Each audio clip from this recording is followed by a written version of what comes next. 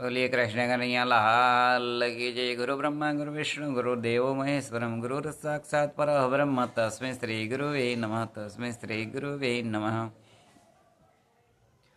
एक वखत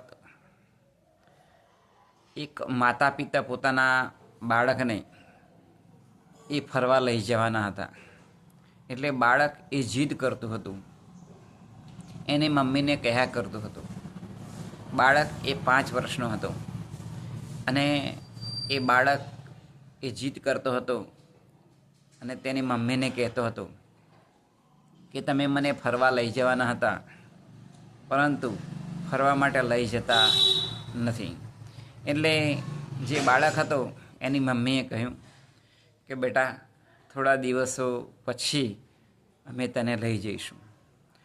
પછી થોડા દિવસ વીત્યા એટલે બાળકે ફરીથી કહ્યું, એટલે એને જે બાળક હતો એના મમ્મી ને પપ્પા એ પોતાના બાળકને લઈ અને ફરવા માટે જાય છે. એમની મુસાફરી એક ટ્રેનની અંદર હોય છે. એટલે ટ્રેનમાં બેઠા પછી એ બાળક અને એના માતા પિતા જતા હોય છે, તો એ ટ્રેનની અંદર એક વૃદ્ધ બેઠેલા હોય છે.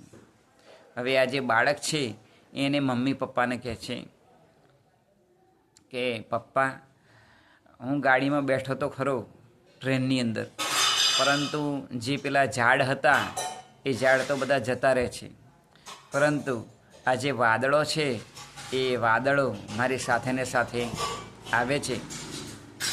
ત્યારે પેલા સામે એક વૃદ્ધ બેઠેલા હતા, એમનાથી રહેવાયું નહીં અને એમણે કહ્યું કે જે આ તમારો બાળક છે એને તમે જે આંખોના ડૉક્ટર હોય એમની પાસે બતાવી જોજો, એને કંઈક રોગ હોય એવું લાગે છે. એટલે પેલા જે બાળકના માતા પિતા હતા એમણે કહ્યું કે જુઓ, અમે હમણાં જ દવાખાનાની અંદર જઈ અને બાળકની જે આંખો છે એ સારી રીતે તપાસ કરી છે ડૉક્ટરે, અને દવા ગોળી પણ આપી છે, એટલે અમે જઈને જ આવ્યા છીએ.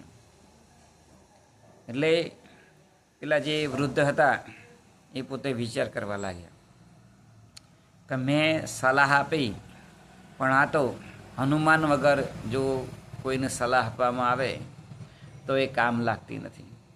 માટે જ્યો ત્યો અને જ્યારે ત્યારે પણ કોઈને માગ્યા વગર એ સલાહ આપવી જોઈએ નહીં. સલાહ આપવી તો ખરેખર તો પેલા બાળકને શું ભૂલ હતી કે ખરેખર એની આંખોની અંદર ક્યારેય એ બાળકને ફરવા માટે લઈ જ ગયા નથી.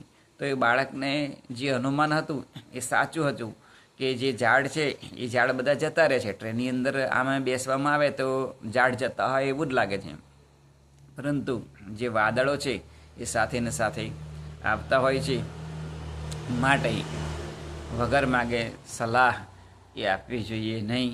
એ જ આજના શુભ દિને પ્રાર્થના. બોલીએ કૃષ્ણ કનૈયા લાલ કી જય.